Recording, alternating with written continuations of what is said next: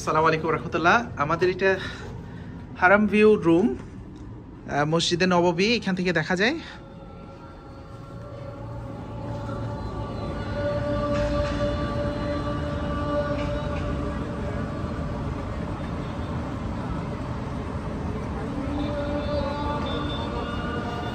শুনতে পাচ্ছেন যে আজান হচ্ছে, এই যে মসজিদে গামামা, এবং মসজিদে গামামার পিছনেই আমাদের এই হোটেলটা ওয়ারদাত আল সাদা।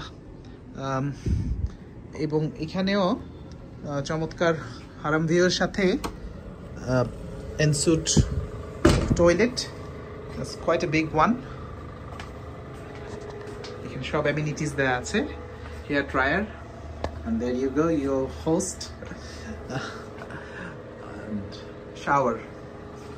তো যারা কমফোর্টেবল রুম এবং কাছাকাছি ওয়াকিং ডিস্টেন্সে খুঁজছেন, এবং অবভিয়াসলি হারাম view with all the other amenities, ইনশাআল্লাহ ইউ ক্যান কনসিডার। আমরা একটু আজানটা শুনি, তাই না? আল্লাহু আকবার, আল্লাহু আকবার।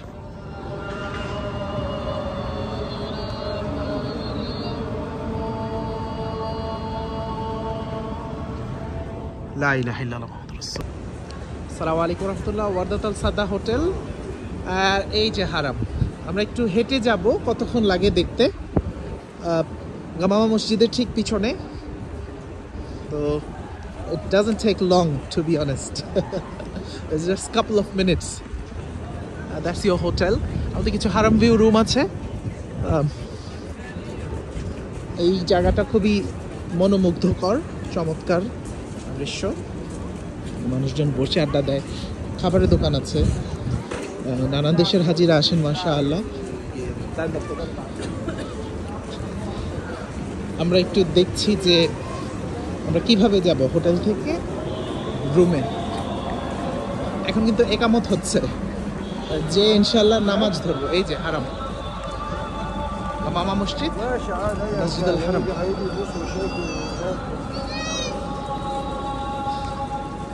তো 1 মিনিটের মধ্যেই মসজিদ ভিজিবল হয়ে যায়, আর আশা করা যায় ইনশাআল্লাহ 2 মিনিটের মধ্যে আপনি হারামের ভিতর থাকবেন ইনশাআল্লাহ। মসজিদ নববী, এটার ডান পাশে হচ্ছে গামামা মস্ক, যেটা রাসূল সাল্লাল্লাহু আলাইহি ওয়াসাল্লাম বৃষ্টির জন্য দোয়া করেছিলেন। বাম পাশে আবু বকর মস্ক। সকাল এবং দুপুর বিকেল পর্যন্ত অনেক কবুতর থাকে এই জায়গাটাতে, অনেক হাজার হাজার।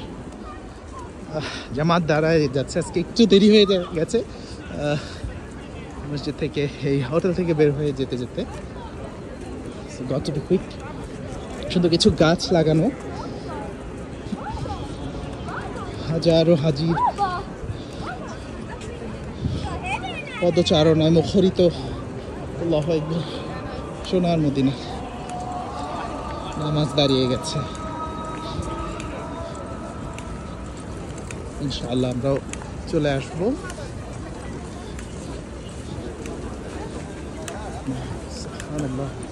অনেক ভিড়, অনেক ভিড়, লাখ লাখ মানুষ। সো 310 নাম্বার গেট দিয়ে আপনি ঢুকে যাবেন। আমি ভিডিওটা শেষ করে দিচ্ছি এখন।